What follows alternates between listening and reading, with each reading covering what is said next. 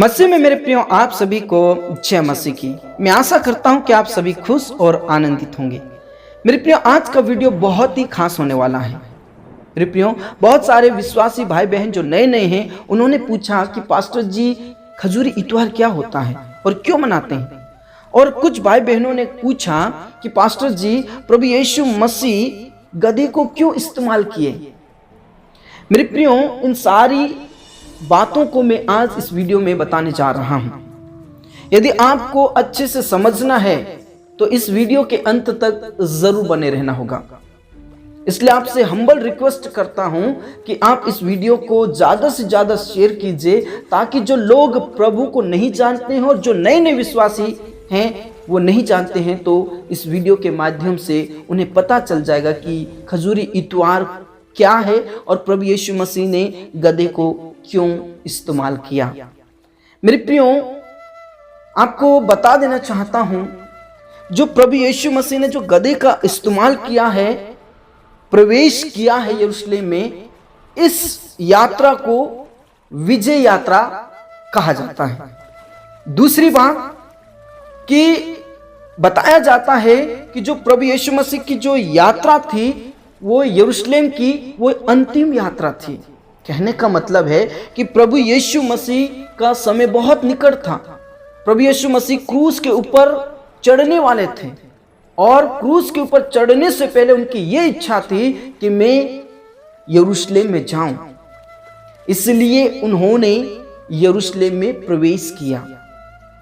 तीसरी बात यह है कि जो यरूशलेम वासी हैं, उन्होंने प्रभु यीशु मसीह को राजा माना था और उस समय में जो राजा यरूशलेम में प्रवेश करते थे, उन राजाओं का जो यरूशलेम वासी थे वे खजूर की डालियां और कपड़े बिछाकर स्वागत करते थे। इसलिए प्रभु यीशु मसीह का भी उन्होंने कपड़े बिछाकर और डालियां हाथ में लेकर उन्होंने भी स्वागत किया।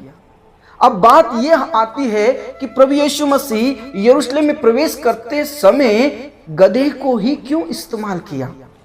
मेरे प्रियो, इन सारी बातों को समझने के लिए थोड़ा सा मैं आपको बाइबल के पुराने नियम में ले जाना चाहता हूं, जो कि हमें पता चलता है निर्गमन की पुस्तक में। आप सभी जानते हैं मेरे प्रियो कि परमेश्वर ने इजरायली लोगों को फिरौन के हाथ से छुड़ाया। इजरायली लोग मिस्र देश में लगभग 400 वर्ष से गुलामी अवस्था में थे और जब इजरायली लोगों ने दुहाई दी परमेश्वर को, तब परमेश्वर मूसा के द्वारा इजरायली लोगों को फिरौन के हाथ से छुड़ाया। और जब मिस्र देश से निकलने वाले थे, उस समय में उन्होंने फसह का पर्व मनाया, जो कि निकलने के समय में था। और परमेश्वर पिता ने कुछ निर्देश दिए थे और वो निर्देश ये है, निर्गमन 13 अध्याय उसके 11 पद में ऐसा लिखा है, फिर जब यहोवा उस शपथ के अनुसार जो उसने तुम्हारे पुरखाओं से और तुमसे भी खाई है, तुम्हें कनानियों के देश में पहुंचाकर उसको तुम्हें दे देगा।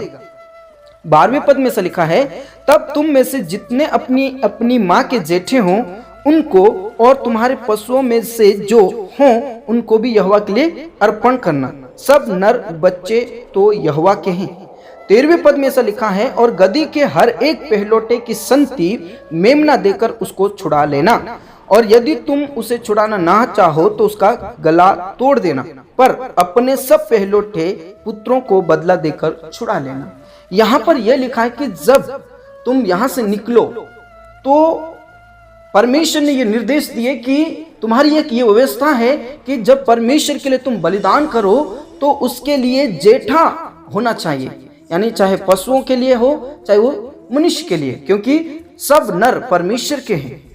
और परमेश्वर ने यह भी बताया है कि जिनके पास गधा हो, गधे के संति मेमना को लेना, यानी कि परमेश्वर ने यहां पर गधे को अस्वीकार किया है, उसे ग्रहण नहीं किया। गधे के बदले में मेमना को लेना, ऐसा वचन कहता है। मेरे प्रियो, जब हम नए नियम में देखते हैं तो प्रभु यीशु मसीह ने गधे को इस्तेमाल किया है और उन्होंने अपने चेलों को कहा कि जाओ एक गांव मिलेगा जिसमें गधे का बच्चा बंधा हुआ मिलेगा जिस पर किसी ने सवार नहीं किया। और मेरे प्रियो, ये सारी बातें प्रभु यीशु मसीह के लिए पहले से ही लिख दी गई थी, जो कि हमें मिलता है यूहन्ना सुसमाचार 12 अध्याय उसके 15 पद में। ऐसा लिखा है कि हे सियोन की बेटी मत डर, देख तेरा राजा गधे के बच्चे पर चढ़ा हुआ चला आता है। मेरे प्रियो, प्रभु यीशु मसीह के जन्म से पहले ही ये भविष्यवाणी कर दी गई थी कि प्रभु यीशु मसीह गधे के बच्चे पर सवार होकर यरूशलेम में प्रवेश करेंगे। मेरे प्रियो, मैं आपको बता देना चाहता हूं कि प्रभु यीशु मसीह ने अपने चेलों को कहा कि जाओ एक पास के गांव में जाओ और वहां पर एक गधी का बच्चा मिलेगा, उसे तुम खोल कर लेकर आओ क्योंकि वो बंधा हुआ मिलेगा और उसके ऊपर किसी ने सवार नहीं किया। और ये जो मिलता है तीनों सुसमाचार में मिल जाएगा, मत्ती सुसमाचार, लूका सुसमाचार, मरकुस सुसमाचार और यूहन्ना सुसमाचार में मिल जाएगा। जब हम मरकुस सुसमाचार 11 अध्याय में पढ़ते हैं तो वहां पर पूरा वर्णन दिया गया है मेरे प्रियो। और मेरे प्रियो, मैं आपको बता देना चाहता हूं कि प्रभु यीशु मसीह राजाओं का राजा है, वो सर्वशक्तिमान परमेश्वर है और उसने एक गधी के बच्चे का इस्तेमाल किया। आप ये सोच रहे होंगे कि एक राजा तो घोड़े या हाथी का इस्तेमाल करता है, लोगों ने देखा होगा तो आश्चर्य हो गए होंगे कि ये कैसा राजा जो गधे के बच्चे के ऊपर आ रहा है। मेरे प्रियो, मैं आपको बता देना चाहता हूं, संसार का राजा हाथी और घोड़े का इस्तेमाल करता है, लेकिन हमारा जो स्वर्गीय राजा है, जो प्रभुओं का प्रभु है, उसने गधी का इस्तेमाल किया। और प्रभु यीशु मसीह के चेलों को कहा कि वो बंधा हुआ मिलेगा, उसके ऊपर किसी ने अभी तक सवार नहीं किया। मेरे प्रियो, आपको बता देना चाहता हूं, जो गधा शब्द है, आप जानते हैं गधे शब्द का मतलब क्या है। आपने कई लोगों को गधा या मूर्ख या अज्ञानी कहा होगा, यानी कि गधे का शब्द का मतलब अपमान, बुरा, तुच्छ। और मेरे प्रियो, बाइबल ये कहती है कि परमेश्वर ने जगत के मूर्खों को चुन लिया, जगत के निर्बुद्धियों को चुन लिया, जो कुछ है ही नहीं उनको चुन लिया, ऐसा वचन में लिखा है। और गधे का भी उसने इसीलिए इस्तेमाल किया क्योंकि उस गधे के ऊपर कोई इस्तेमाल नहीं हुआ, कोई उसके ऊपर नहीं चढ़ा, वो बंधा हुआ था, बंधन में था। वैसे के वैसे अगर हम आत्मिक बातों को समझे तो हम गधे के जैसे ही थे मेरे प्रियो। हम बंधन में बंधे हुए थे, लोग हमें तुच्छ समझते थे, लोग हमें निर्बुद्धि समझते थे, लोग हमें मूर्ख समझते थे, और परमेश्वर ने हमें चुना। उसी प्रकार प्रभु यीशु मसीह ने यरूशलेम में प्रवेश करते समय उस गधे का इस्तेमाल किया मेरे प्रियो, क्योंकि गधा बंधन में था, उसे किसी ने इस्तेमाल नहीं किया था, लेकिन प्रभु यीशु मसीह ने उसे इस्तेमाल किया।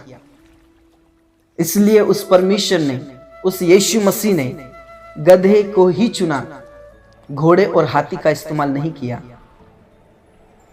वो परमेश्वर है जिसे लोग तुच्छ समझते हैं, जिसे लोग अपमानित समझते हैं, जो लोगों के द्वारा निरादर होते हैं, जो लोगों के द्वारा अपमानित होते हैं, जो लोगों के द्वारा तुच्छ जाने जाते हैं, ऐसे लोगों को, ऐसे वस्तु को मेरा यीशु मसीह इस्तेमाल करता है मेरे प्रियो। ऐसे वस्तु को मेरा परमेश्वर ऊंचा उठाता है मेरे प्रियो। इसलिए प्रभु यीशु मसीह ने उस गधे को देखा कि हर कोई हाथी और घोड़े का इस्तेमाल करता है, लेकिन आज मैं उस वस्तु का इस्तेमाल करूंगा, उस जंतु का इस्तेमाल करूंगा जिसे किसी ने भी नहीं पूछा या किसी ने इस्तेमाल नहीं किया, उसे लोग तुच्छ समझते हैं।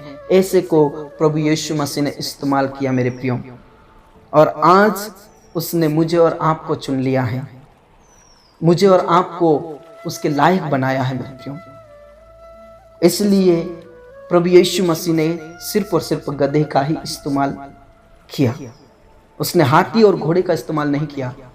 भले ही यरूशलेम वासी कुछ लोग जो प्रभु यीशु मसीह को राजा मानते थे, उन्होंने प्रभु यीशु मसीह का स्वागत किया, लेकिन प्रभु यीशु मसीह की जो एंट्री थी, जो प्रवेश यात्रा थी, वो बहुत ही अलग यात्रा थी, सबसे हटके यात्रा थी मेरे प्रियो।